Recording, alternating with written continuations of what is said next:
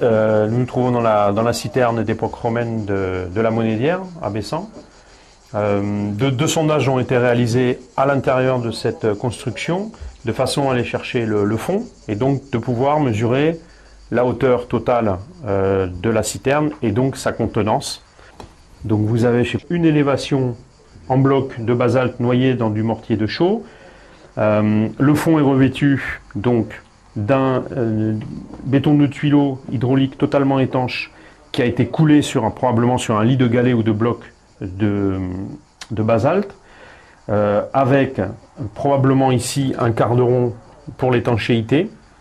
Ensuite, on a un revêtement hydraulique qui devait recouvrir le mur, et ensuite la moitié supérieure est constituée donc d'une voûte, enfin en tuile, liée au mortier de chaux, et on voit très très bien les vestiges du revêtement hydraulique d'époque romaine.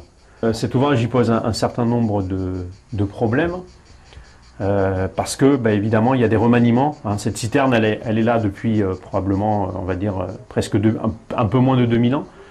Et donc elle a une vie assez complexe. C'est d'abord, il faut le dire, c'est la seule citerne conservée en élévation avec son plafond dans tout le sud de la Gaule.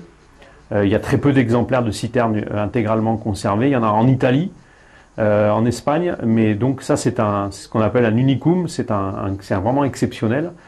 Mais la contrepartie de cette conservation exceptionnelle, c'est qu'elle a subi des remaniements, soit pour carrément changer la destination de cet ouvrage qui à la base est une réserve d'eau, une réserve d'eau qui est destinée à alimenter un bâtiment thermal qui se trouve en bas, dont on a retrouvé des témoignages, des fragments de tubuli d'hypocauste, qui sont des conduits destinés à chauffer les parois des édifices thermaux.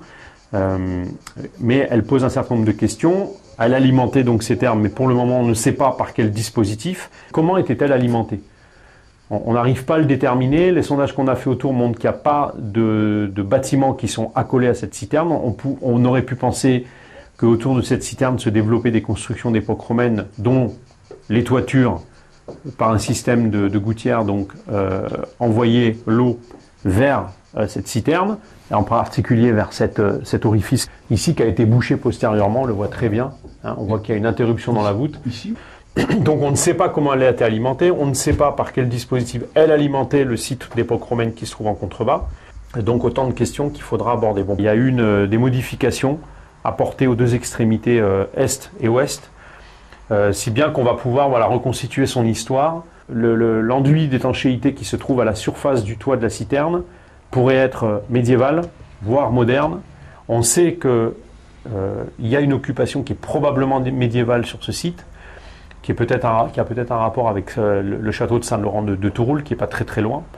Donc il y a peut-être une construction, une motte castrale avec une tour entourée d'un système défensif, donc un grand fossé avec une levée de terre et peut-être une palissade. Donc ça pourrait nous mettre autour de 9e, 10e siècle, avant que le site ne soit abandonné et que les occupants aillent rejoindre le château de Touroul. Donc là on est sur une maçonnerie qui a l'air contemporaine de la citerne, en tout cas qui s'appuie contre ou qui est construite en même temps. Donc une structure probablement hydraulique, puisqu'elle est revêtue d'un enduit hydraulique sur sa face ouest, avec 1 mètre d'élévation, donc elle est intégralement conservée avec son rebord. Le problème, c'est que s'il s'agit d'un mur de bassin, on n'a pas le retour ici. Donc est-ce qu'il a été cassé et récupéré? Bon, c'est difficile à dire pour le moment, on va faire un petit sondage, on va voir.